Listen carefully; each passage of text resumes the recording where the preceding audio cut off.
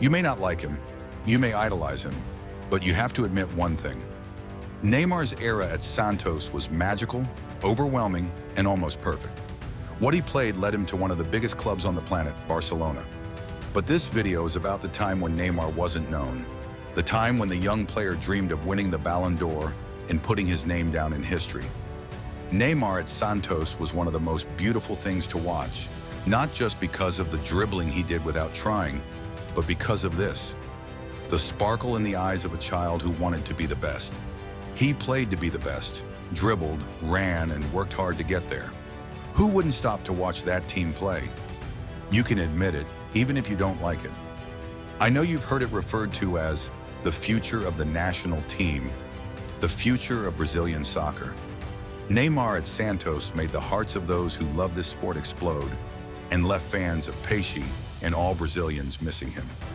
Neymar da Silva was a professional footballer from Mogi das Cruzes, but most of his family lived in Santos. He decided to go down to the mountains to see them. That day, it was still raining at night. My mother was in the back seat and Neymar was in a car seat. The road was two-way, but suddenly a car came towards Neymar's family, who managed to pull onto the shoulder. But another problem arose. The car was going too fast, so they hit everything in their path until they came to a stop. When I woke up, I was in so much pain that I thought I wasn't going to make it. He didn't know it yet, but he had broken his hip, and this would cause him to retire from soccer early. My mother was by my side, hurt too, but I could only say one thing: where's my son? Everything was a blur. I thought the car seat had been thrown, but my mother saw him. She saw Neymar under the seat, bleeding, but thank God, alive. He was alive. This story was told by Neymar's father, who is also called Neymar. This shows that the Brazilian star's beginnings were even tougher than most people think. Neymar has been a warrior since he was a child. When the accident happened, Neymar Jr. was 4 months old. The Brazilian star was born in Mogi das Cruzes, but moved to São Vicente at an early age. There, he would follow his father's obsession with soccer. From an early age, he watched his father play, and they even trained together. Neymar started out in indoor soccer. The year 1998 would be decisive for him. One day, the little star was in the stands of the stadium where his father was playing. He started dribbling around the seats and running fast between them. By coincidence or fate, Betinho, the same scout who discovered Robinho, spotted Neymar. It may sound silly, but when Betinho saw the boy, the speed of the child and his natural ginga, he thought, this is going to be a star. He spoke to Neymar's father and he was accepted into the Portuguesa Santista youth team. The team would help him a lot with his technique and understanding of things. From an early age, Neymar was a star. He always wanted to appear and stand out from his peers. That in itself wasn't a problem, as he was just a child, and his parents probably helped him with that. He also played on the court. He was much better than all his opponents, so much so that he began to attract attention. Everyone wanted to see that skinny boy humiliate the others. He could play with his eyes closed. Even so, the difference was stark and abysmal. His success was so great that even Robinho came to see him. Even Zito, Peixe's idol, went to watch him play, and when he saw him, went straight to the Santos president to say that they needed to sign him. But before that, Neymar had already made his first decision. He had led his team to the final of the TV Tribuna Cup and wanted to win that game at any cost. The reporters decided to interview the boy. Just like that, Neymar said with authority that he was confident they would win. But when the game restarted, the opposition scored a goal, and Neymar tried to end the game on his own. He literally tried to dribble past his opponents, shoot from outside the box, and pass the ball to no one. The result, 5-2 to the rivals. But the following year, he would win the award. The point is that Santos president Marcelo Teixeira listened to Zito and contacted Neymar's father. However, the youngster was too young, so Santos set up a new youth academy from scratch just to fit Neymar into the team and not miss out on the opportunity. In 2005, Robinho was signed by Real Madrid. Neymar was delighted, but one day Wagner Ribeiro, Robinho's manager at the time, saw Neymar play and called Florentino Perez, Real's president, the same day. "Florentino, I have another boy who will be better than Robinho." Perez asked him to take him to Madrid.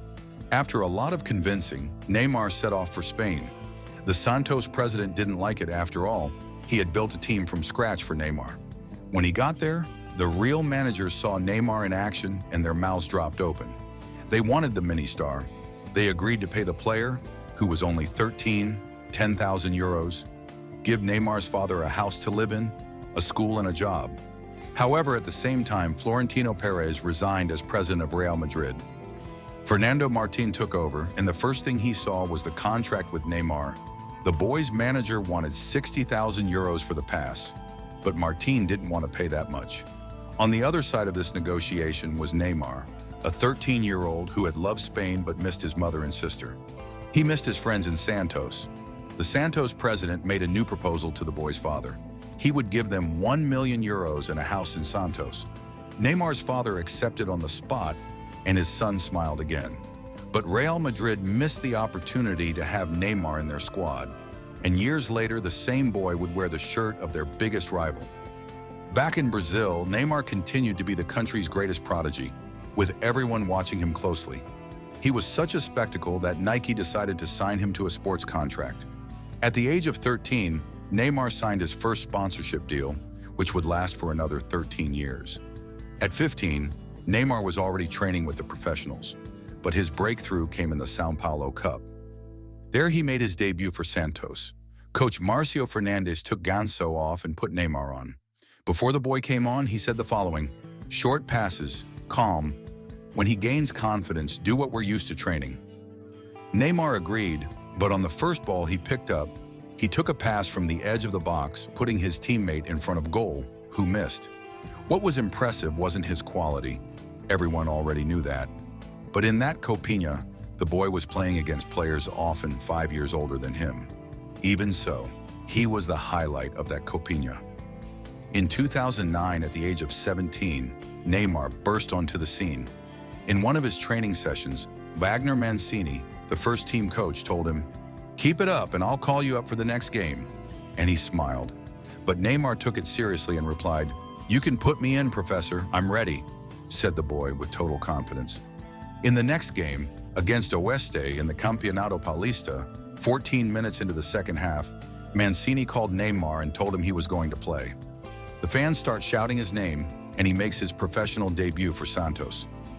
Nobody knew it, but that player was going to be the most expensive in history. Suddenly, he was starting 15 games. He was on a roll. Neymar was parading in the Campeonato Paulista, but he would face another challenge. Or rather, he would face a phenomenon. In the final of the championship, Santos would face Corinthians. At Pacaembu, 1-1. But at Vila Belmiro, it would be a different story. In the boxes, the king was there to see Neymar. But nobody told the phenomenon, who scored twice and played a lot in that match. 3-1 Corinthians. That defeat was tough for Neymar. He was sure that he would win the title the following year. Robinho and Ganso would join that team, as would coach Dorival Jr., who liked to set up attacking teams. He set up a formation in which all three played, and the team went all out against their rivals. Neymar was supreme in the 2010 Paulista. In 19 games, he scored 14 goals and provided 15 assists. What he was doing was a joke. Santos were back in the limelight after years, and all the spotlight was on Neymar. New contracts were signed with the star, and his fame grew more and more. In the Copa do Brasil, he shone even brighter. In 8 games, he scored 11 goals and made 7 assists. In the final, he faced Vitória and managed to lift the trophy. It was Santos' first Copa do Brasil, and he was the competition's top scorer. In the Brasileirão, he was the face of the team, raising the spirits of the Peixe fans and even the other supporters. With that, it was to be expected that Europe would come in strong, and that's exactly what happened. Chelsea offered £30 million for the player, but Santos managed to convince Neymar to stay and make history in the Peixe team. To give you an idea, even Pelé had to call him to stop him going to Europe. That same year, Dunga decided not to call Neymar up for the 2010 World Cup. According to the coach, he was still too inexperienced. Another controversy surrounded the star at the time. In a game against Atlético Goianiense, Neymar was fouled in the box. He picked up the ball to take it, but Dorival Jr. wanted another player to take the penalty. This was because FIFA had decided to ban Neymar's trademark stop-start penalty kicks. This caused him to miss 4 consecutive penalties, and Dorival wanted to protect the player. So he asked another player to take the spot kick. But Neymar was completely out of control, swearing at Dorival with the whole of Brazil watching and even fighting with other players on the pitch. During the game, Neymar began to dribble unnecessarily, delay passes, and not play collectively for the team. Santos's captain, Edu Dracena, beat him up on the pitch, accusing him of a lack of commitment. In the press conference, Dorival said, "The penalty wasn't for him to take, and that's that. When he feels good and we approve, he'll take it." Seeing this, René Simoes said, "We're creating a monster." According to him, if that conduct wasn't harshly repressed by Santos, Neymar would think he could do anything without being punished. For René, Neymar would be spoiled. After the match, Dorival had a meeting with Santos directors. He wanted the star player to be penalized in terms of his salary and to stay away for 15 days. The players sided with Dorival, but Santos didn't want to see their most skillful player off the pitch.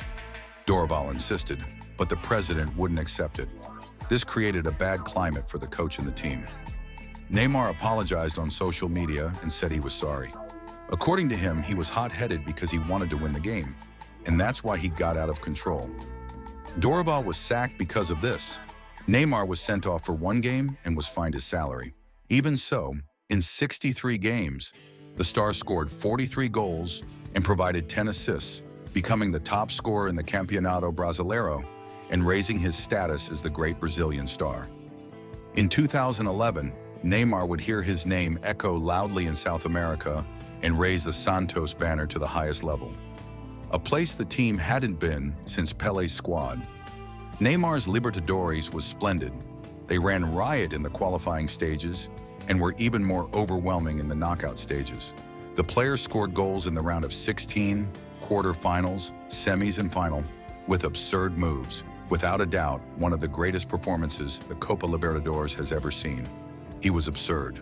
His flair, his quickness, the speed with which he changed direction, his wonderful passes and dribbles. Without a doubt, in 2011, Neymar was the best player in Brazil by far. Oh, and I almost forgot. They won the Libertadores. But do you think it's over? The next game was against Ronaldinho Gaucho's Flamengo. In this game, we would have one of the biggest clashes in Brazilian soccer. A player who was one of the greatest in history against a youngster who wanted to reach that level one day. What a game that was. That typical game in which both fans think it was worth the ticket. Those teams focused on attack and the quality of the game. After that game, the press would call it the match of the century, the game that stopped Brazil. Both Neymar and Ronaldinho shone.